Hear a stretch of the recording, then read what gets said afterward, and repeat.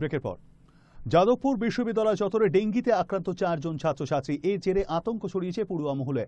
মঙ্গলবার সকালে যাদবপুর বিশ্ববিদ্যালয়ে অভিযান চালিয়ে মশার লার্ভার খোঁজ পেল পুরসভার প্রতিনিধি দল। 4 জন ছাত্রছাত্রী আক্রান্তের খবর পাওয়ার পরই মঙ্গলবার স্থানীয় কাউন্সিলর মধুচন্দ্রা দেবের নেতৃত্বে বিশ্ববিদ্যালয় ক্যাম্পাসে অভিযান চালায় কলকাতা পুরসভার স্বাস্থ্য দপ্তরের কর্মীরা। বিশ্ববিদ্যালয়ের ভেতর জমা জলের মধ্যে থেকেই পাওয়া যায় ডেঙ্গিবাহী মশার লার্ভা। এই ঘটনায় স্বভাবতই আতঙ্কিত হয়ে পড়ে বিশ্ববিদ্যালয়ের ছাত্রছাত্রীরা।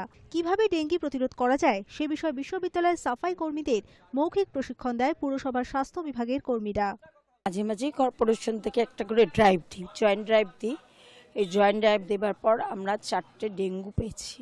এই ক্যাম্পাসে ডেঙ্গু ধরা পড়েছে। এটাতে দেখা যাচ্ছে যে আমাদের কর্পোরেশন ছোট্ট টিম ড্রাইভ দিচ্ছে, তাতে এত বড় ক্যাম্পাস কভার করা যায় না।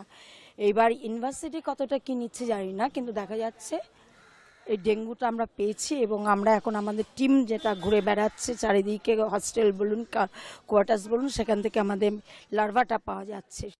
ডেঙ্গি দমনে এর আগেও পুরসভার স্বাস্থ্য দপ্তরের মেয়র পরিষদ অতীন ঘোষের নেতৃত্বে বিভিন্ন জায়গায় অভিযান চালানো হয়, কিন্তু যাদবপুর বিশ্ববিদ্যালয় ক্যাম্পাসে ডেঙ্গিবাহী মশার লার্ভার সন্ধান মেলায় পুরসভা তৎপরতা আরও বাড়ানো দরকার বলে মনে করছে ওয়াকিবহাল মহল।